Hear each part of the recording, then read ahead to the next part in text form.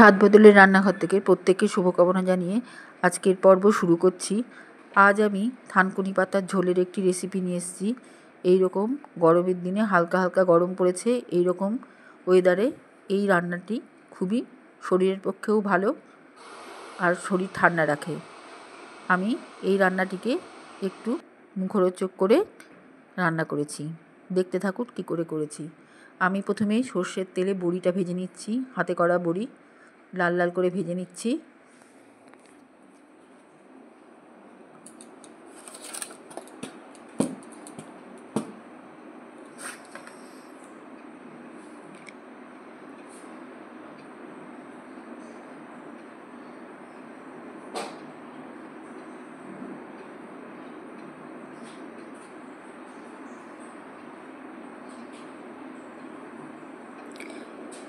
এখানে টুকরো করা কাঁচকলা, টুকরো করা মিষ্টি আলু, একটা মিষ্টি আলু, একটা কাঁচকলা,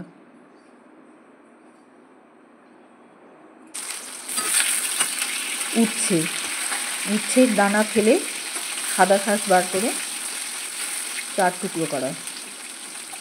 এতে তেতোটা অনেকটা কম মনে হয়। আর যেহেতু এটা থানকুনি পাতার ঝোল, তেতো এখানে মোটেও ভালো লাগবে না, তবে একটা তিতকুটি ভাব থাকবে, যেহেতু কষ্টির ঝোল এটা, কাজে এটা তিতকুটি ভাব থাকবে। তাছাড়া এটা শরীরকেও, উচ্ছেটা ঠান্ডা রাখবে, ওই জন্য উচ্ছে দেওয়া। শুক্তোর বদলে এটা প্রথম পাতে খেতে হবে। এখানে আমি একটা আলু সরু সরু করে খোসা শুদ্ধই কেটে দিলাম, খোসা ছাড়ালে ভাল লাগবে না। পরিষ্কার করে আলুটাকে ধুয়ে নিয়ে খোসা শুদ্ধ সরু সরু করে কেটে দিয়েছি।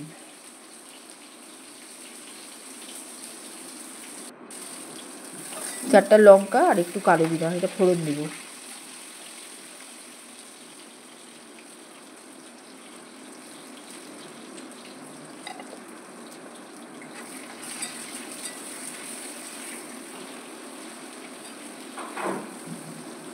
এইবার ফোড়নের সঙ্গে সবজিগুলো একটু কষিয়ে নিচ্ছি। সজনের ডাঁটা দিয়েই আমি জল দিলাম। আমি কিন্তু এখনও হলুদ লবণ কিছু দিইনি। এই ফোড়নের জলে আগে সেদ্ধ হোক, বেশি করে একটু জল দিয়ে দিলাম যাতে এই জুসটা বেরোয়। বেশ কিছুটা কড়াইশুঁটি দিলাম।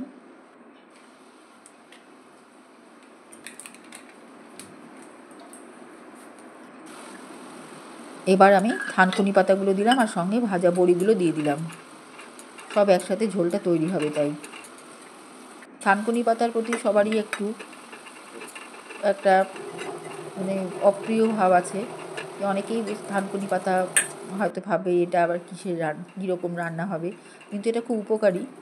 আর সত্যি সত্যি কি, যে থানকুনি পাতা যদি আমি সেই রকম টেলটেলেভাবে করি তাহলে মুখেও দেওয়া যাবে না। কাজেই শুক্তোর একেবারে প্যারালাল হিসাবে এই ঝোলটাকে রাখবো। কাজে আমি সেভাবেই তৈরি করব। যেহেতু এটা শুক্তো না, কিন্তু এই ঝোলটা দিয়েই যাতে প্রথম পাতে বেশ কিছুটা ভাত খাওয়া যায়। এখানে আমি লবণ দিলাম, তখন দিইনি বলেই দিয়েছি। এখন লবণ দিলাম, লবণ দিয়ে আর একটু সেদ্ধ হোক।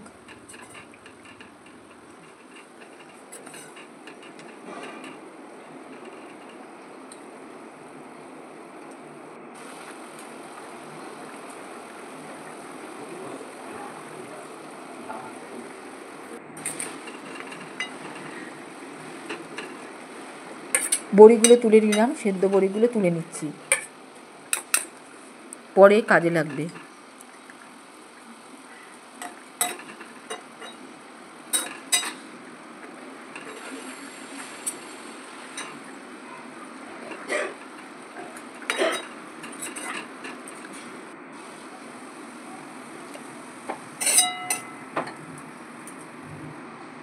সর্ষের তেল,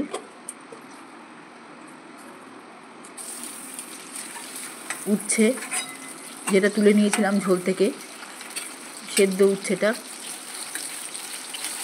বড়ি সব একসাথেই দিয়ে দিলাম তেলের মধ্যে। এতে তিতকুটি ভাব একদমই থাকবে না। এমনিও নেই, সব ফেলে দিয়েছি দানা, ভেতরের শাঁস, এমনিও তেতো নেই, তবু যাতে তেতো বেশি না হয় ওই জন্য জাস্ট একটু তিতকুটে ভাব থাকবে। এখানে বাটা মশলা জিরে, আদা আর লঙ্কা,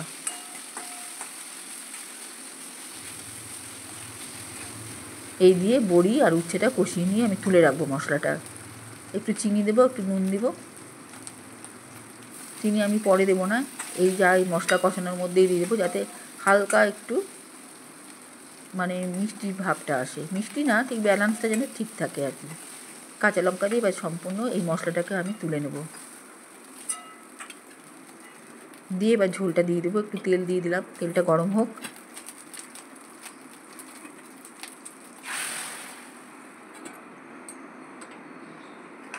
পুরো সেদ্ধ সবজি সেদ্ধ ঝোলটা দিয়ে দিলাম।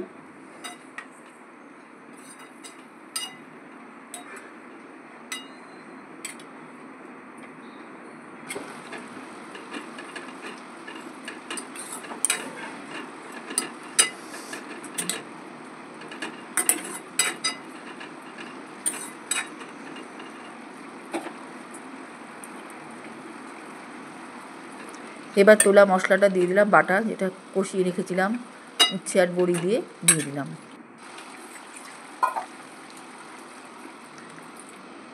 বাটি ধোয়া জল দিয়ে দিলাম। খুব ভালো হয় রান্নাটা, এর মধ্যে কোনো রকম ঘি বা কোনো পোস্ত কিচ্ছু যাবে না। এই যে মশলাটা কষিয়ে দিয়েছি, এর ফ্লেভার, এর স্বাদে এই থানকুনি পাতার ঝোলটা দারুণ লাগবে খেতে।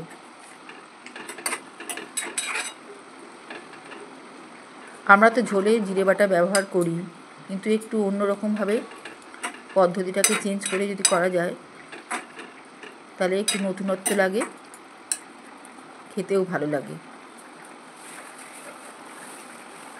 অবশ্যই শুক্তোর পরিবর্তে একদিন এরকম ঝোল ট্রাই করতেই পারেন।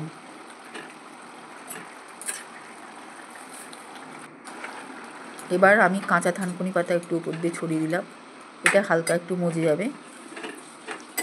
ব্যাস আমার রান্না এখানে শেষ, জাস্ট একটু ফুটিয়ে নামিয়ে নেব।